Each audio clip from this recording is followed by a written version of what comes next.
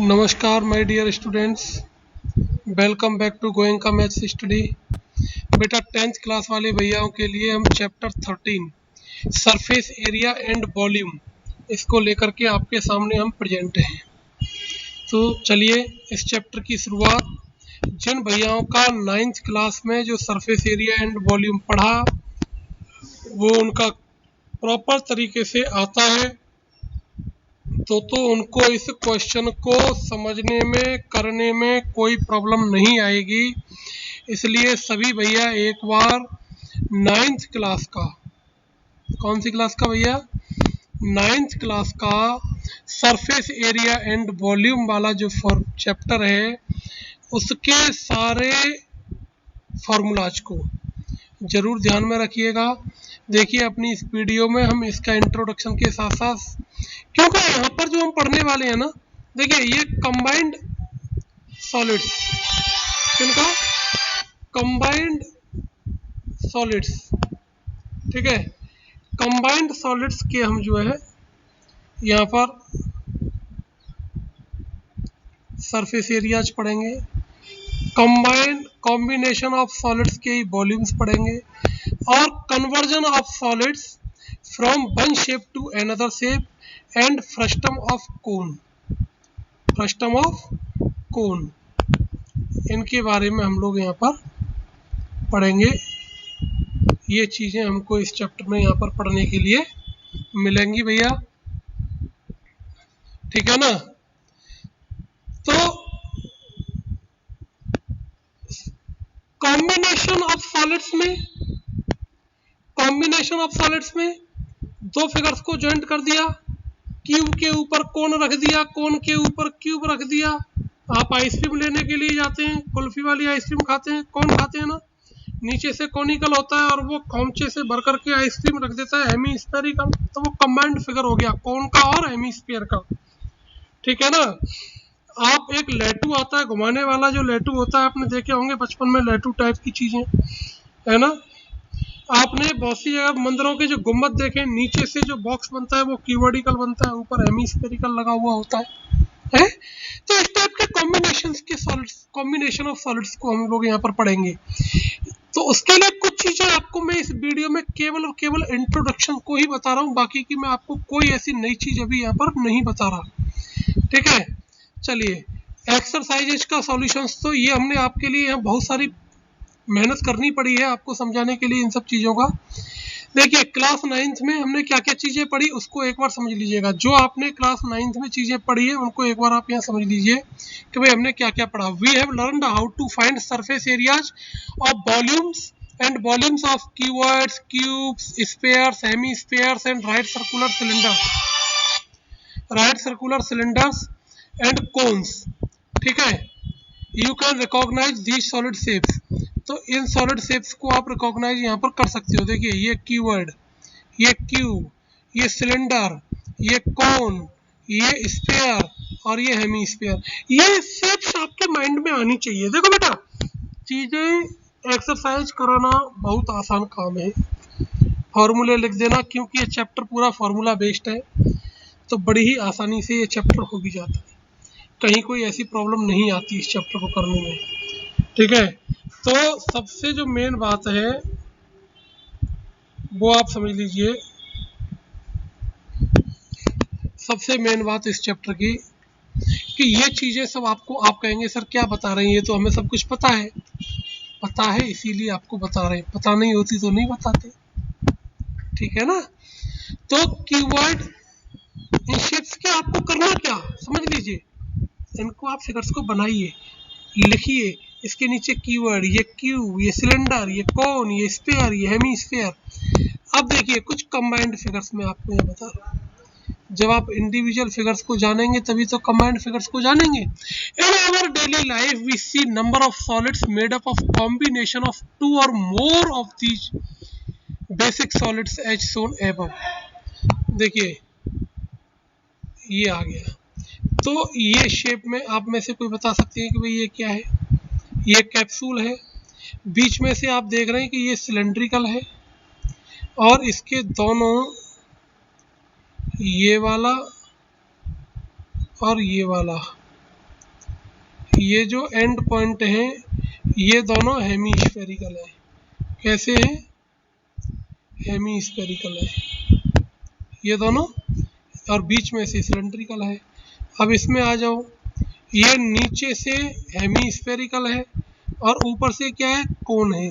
तो इस शेप को बोलते हैं a hemisphere surmounted by a cone. Hemisphere surmounted by a cone. इसको आइए cylinder surmounted by a cone, cylinder surmounted by a cone. Okay, तो ये ऐसी शेप्स हैं। ठीक है भैया, चलिए अब देखिए आगे की शेप्स में क्या है। आगे की शेप्स में, हाँ जी,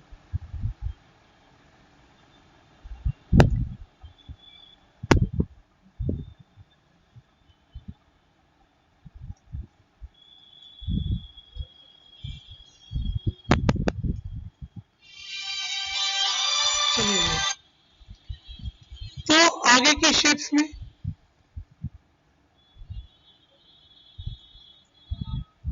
यहाँ पर आइए आप अब आगे वाली शेप में। Are those in the shapes of the solids? We may suppose that the container is made of cylinder with two hemispheres at its ends.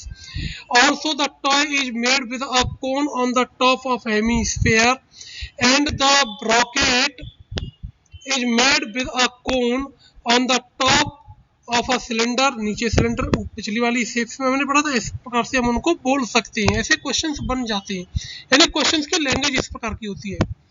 Okay, अब देखिए नीचे यहाँ पर हमने कुछ फिर से कुछ फिगर दिए हुए, आप इनको देखिएगा, उन फिगर्स को आप फिर से देखिएगा, इन फिगर्स को। ठीक है, चलिए अब देखिए यहाँ पर surface area and volume of a cube and cuboid. Surface area and volume of a cube and cuboid. तो इसमें आप देखिए total surface area of cuboid, total surface area of cuboid क्या होता है? 2 into L B plus B H plus H L. सारे फॉर्मूले भले ही सभी को याद हैं, लेकिन आप सभी की नोटबुक में चैप्टर शुरुआत होने से पहले ये सारे फॉर्मूले लिखे हुए होने चाहिए, सारे फॉर्मूले लिखे हुए होने चाहिए भैया। ठीक है ना? अब चलिए total surface area of cube 6 into side square, area of 4 walls of cuboid यानी lateral surface area 2 into h into l plus b. Lateral surface area of cube 4 into side square, 4 into side square. Okay, volume of cuboid l into b into h, और इसकी unit cubic units में आती है। Surface area की square units होते हैं। Volume of cube side का cube हो गया। Diagonal of a cube and cuboid square root में l square plus b square plus h square, and diagonal of a cube square root 3 into side, square root 3 into side. अब चलिए next question, right circular cylinder surface area and volume, ये generally हमने आपको बता ही दिए हैं। देखिए cylinder has been used as a right circular cylinder. यहाँ पर सिलेंडर को जनरली हम राइट सर्कुलर सिलेंडर क्यों कहते हैं? क्योंकि हमने अपनी 9th क्लास की वीडियो आप देखिएगा गोयंका मैथ्स स्टडी पर ही, उसमें हमने बताया है कि जो एक्सिस होता है वो सर्कुलर बेस पर परपेंडिकुलर होता है, राइट एंगल बनाता है, इसलिए इसको हम राइट सर्कुलर सिलेंडर बोलते हैं। क्या बोलते हैं? राइट सर्कुलर सिलेंडर बोलते हैं, राइट सर्कुलर सिलेंडर बोलते हैं इसको। On placing the cylinder in vertical position, the lower circular end is called the base of the cylinder and the length of the cylinder is said to be its height. The radius of the circular end R is called the radius of the cylinder. Both the ends of a hollow cylinder are open in a solid cylinder. Both the ends are closed. Okay. Open hollow cylinder में both ends open होते हैं और closed में दोनों बंद होते हैं। ये चीज़ें आपको ध्यान में आनी चाहिए। यहाँ पर अभी हमने सिलेंडर के फॉर्मूलाज हम यहाँ पर दे रहे हैं। CAC of cylinder 2 pi RH, circumference 1 end 2 pi r, area of the one base pi are square, total surface area, दोनों बेसों का एरिया ऐड हो जाएगा। चलिए हॉलो सिलेंडर के बारे में एक बार जानकारी कर लीजिएगा। हॉलो सिलेंडर की रेडियस दोनों डिफरेंट होंगी, कैपिटल आर और स्मॉल आर। क्योंकि देखिए हमने यहाँ आपको हॉलो सिलेंडर को बताएंगे, आपको हमने क्लियर करके, कोई दिक्कत नहीं। हॉलो सिलेंडर का हम यहाँ पर फॉर्मूला आपको फिगर उसका बनाएंगे।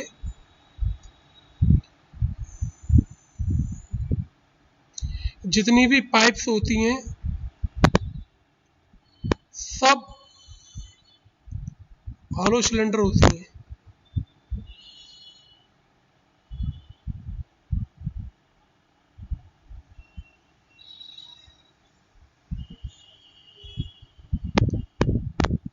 जितनी भी पाइप्स हैं तो देखिए ये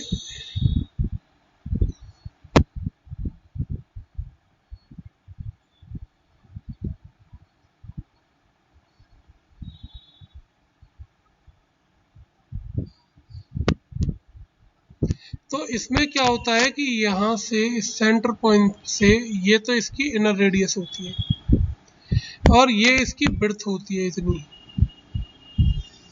ये इसकी, तो ये जो इसकी आउटर वाली रेडियस है कैपिटल आर, एक्सटर्नल रेडियस को हम क्या बोलते हैं भैया, कैपिटल आर। और कैपिटल आर इक्वल टू होता है small R internal radius plus thickness. आपको इंटरनल रेडियस दे रखी है और थिकनेस दे रखी है, तो कैपिटल आर की वैल्यू हो जाएगी स्मॉल आर प्लस बी, यानी इंटरनल रेडियस प्लस बी। लेकिन अगर आपको इंटरनल रेडियस नहीं दे रखी, एक्सटर्नल रेडियस दे रखी है, थिकनेस दे रखी है, तो कैपिटल आर माइनस बी, और थिकनेस इक्वस टू यहाँ पर लिखा हुआ है capital R minus small R. तो एरिया ऑफ ईच एंड, प्रत्येक एंड का एरिया, तो हम क्या करेंगे भाई, एक्सटर्नल वाले एरिया में से इंटरनल वाले एरिया को माइनस कर देंगे, तो pi are square into r square. Curve surface area, अंदर के सरफेस एरिया और बाहर का सरफेस एरिया। सरफेस एरिया यानी जो शेप आपको दिखाई दे रही है वो सारा एरिया, एक तो अंदर से आपको सिलेंड्रिकल दिखाई देगा और बाहर से भी ये आपको सिलेंड्रिकल दिखाई देगा। तो 2 पाई आर एच कैपिटल वाला plus 2 pi are H small वाला, 2 पाई एच कॉमन आ जाएगा, तो capital R plus small R, ऐसे करके आप इसको यहाँ पर निकाल लेंगे। अब देखिए टोटल सरफेस एरिया, तो कर्व्ड सरफेस एरिया यानी curved surface area plus area of base ring, तो कर्व्ड सरफेस एरिया ये आ गया और बेस की रिंग ये आ गई, 2 pi capital R square minus small are square. Okay, तो 2 pi are h r plus r और 2 pi r plus r, 2 pi r plus r को कॉमन ले लेंगे तो h plus capital R minus small r. It is the final answer of total surface area of hollow cylinder, and 2 pi h r plus r is the final answer of the CSA of hollow cylinder।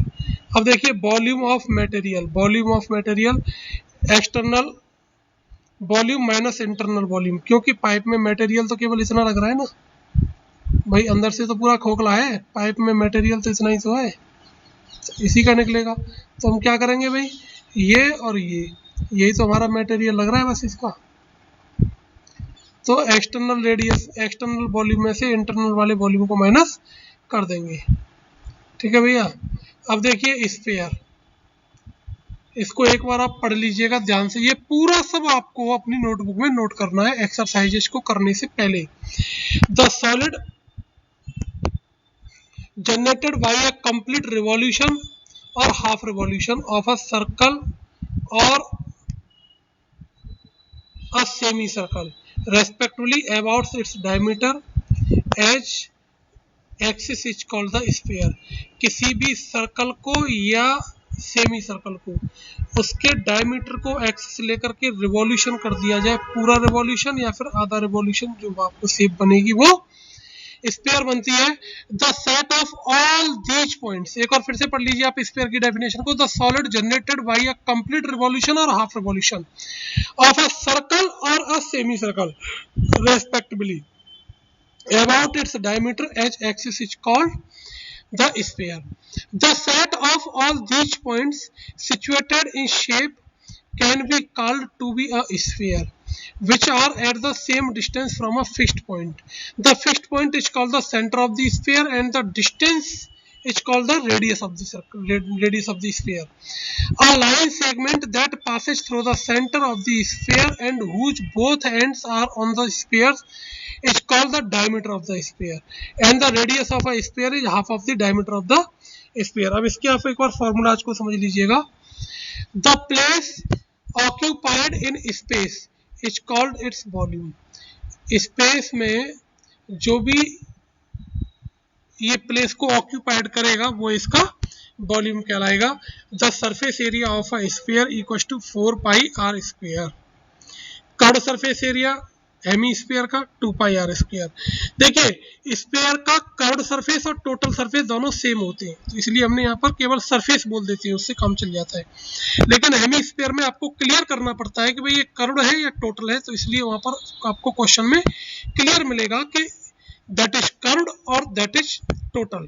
So curved surface area of hemisphere equals to 2 pi r square and the total surface area of the hemisphere is 3 pi r square और surface area of sphere is 4 pi r square. Okay, अब देखिए spherical cell यानी hollow sphere cell spherical जो बनती है, तो जैसे football होती है, सेल ही तो है, अंदर से खोखली होती है, तो अंदर का सरफेस और आउटर का सरफेस दोनों की रेडियस अलग होती है क्योंकि थिकनेस होती है उसमें। तो हमने R1 और R2 ले ली, R1 को एक्सटर्नल ले लिया है और R2 को इंटरनल।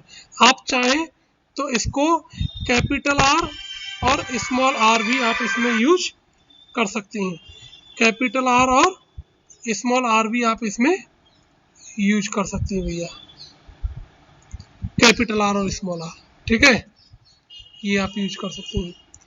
तो volume of sphere 4/3 pi R cube. तो यहाँ पर देखिए स्फेरिकल सेल का total surface area 4 pi capital R sphere plus small are square, ऐसे करके कर सकते हैं। वॉल्यूम आ गया, वॉल्यूम ऑफ हेमी स्फीयर इसका जस्ट आधा हो गया, और स्फेरिकल सेल का वॉल्यूम 4/3 पाई कैपिटल आर का क्यूब, कैपिटल आर बोले तो एक्सटर्नल बड़ा वाला माइनस स्मॉल आर का क्यूब, स्मॉल आर बोले तो इंटरनल, इंटरनल का क्यूब। ओके, चलिए ऐसे यहाँ पर हेमी स्फेरिकल सेल के लिए देखिए ये कैपिटल आर और ये इंटरनल आर, कैपिटल आर और ये इंटरनल आर को स्मॉल आर से। तो thickness of the shell equals to, मैं इसको एक बार ये पुनः जनरेट कर रहा हूँ दोबारा से, capital R minus small r, ये क्योंकि ज़्यादा ठीक रखता है मेरे दिमाग से। External curve surface area 2 pi capital R का square, internal surface area small are का स्क्वायर, ठीक है, और total surface area pi 3r square plus are square. Volume of matter 2/3 pi capital R cube minus small r cube. Okay, अब देखिए surface area of combination of solids, combination of solids, क्योंकि यहाँ जो हम पढ़ेंगे मेल्टिंग, रिकास्टिंग, कन्वर्जन कर देना, और इनका जो है इनका कंबाइंड फिगर्स। हम सबसे पहले यहाँ पर हमने जो फिगर लिया है वो कैप्सूल का लिया है, किसका लिया भैया? When we come across a solid with a combination of solids, first we try to see if it can be broken down into simpler problem we have solved earlier. देखिए first the container is made up a cylinder with 2 hemispherical stuck at either end, ये हो गया, ये बीच में से cylinder, दोनों and पर ये स्टक कर दिया जाता है हेमीस्फीयर, ऐसी करके शेप बनती है, ठीक है ना। तो हमारी ये शेप बन गई। अब आप क्या निकाल लेंगे भाई यहाँ से, we see that the surface of the newly formed object container, तो curve surface of cylinder plus curve surface of both hemispheres, ऐसे करके आप निकाल देंगे तो पूरे सॉलिड का टोटल कहलाएगा। तो देखिए C S A of hemisphere plus C S A of cylinder plus C S A of other hemisphere. अब देखिए इस प्रकार की शेप में। अच्छा, अगर वॉल्यूम की बात होती ना तो दोनों का वॉल्यूम प्लस हो जाता, लेकिन सी एस ए में ऐसा नहीं होता है। सी एस ए में क्वेश्चन में तो कहेगा total surface area of the solid, तो वहां जो टोटल बिलोंग कर रहा है वो सॉलिड के लिए बिलोंग कर रहा है। टोटल किसके लिए बिलोंग कर रहा है? पूरे सॉलिड के लिए। अब सॉलिड में क्या क्या शेप्स हैं, उन सभी के सरफेस एरियाज को प्लस कर देंगे। ओके, अब देखिए suppose we want to find how much paint would be required to colour this toy. इस टॉय को आप कलर करना है तो क्या करेंगे भाई, कोन का सरफेस प्लस हेमीस्फीयर का सरफेस, चलो इसको पेंट कर देंगे। तो T S A of toy कैसे निकलेगा भैया, C S A of cone plus C S A of hemisphere, C S A of hemisphere, ठीक है, C S A of hemisphere, ये आ जाएगा। अब चलिए नेक्स्ट क्वेश्चन, सिलेंडर माउंट हो रहा है कोन के थ्रू, तो ऐसे इसका total surface area of this solid, तो देखिए C S A of cone plus C S A of cylinder. Okay, hollow की बात हो रही होगी। अच्छा, प्लस इसमें एक ये भी तो रह गया भाई, इसका बेस भी तो, क्योंकि सॉलिड तो तभी बनेगा ये, तो एरिया ऑफ बेस ऐसे करके निकलेगा। अब चलिए यहाँ पर हमने कुछ एग्जांपल्स आपकी समझ में बेटर तरीके से आ जाएं, इसके लिए हमने कुछ एग्जांपल्स को यहाँ पर लिया है। तो एक बार आप जरा एग्जांपल्स को समझ लीजिए। फर्स्ट क्वेश्चन आपके सामने प्रेजेंट है एग्जांपल का,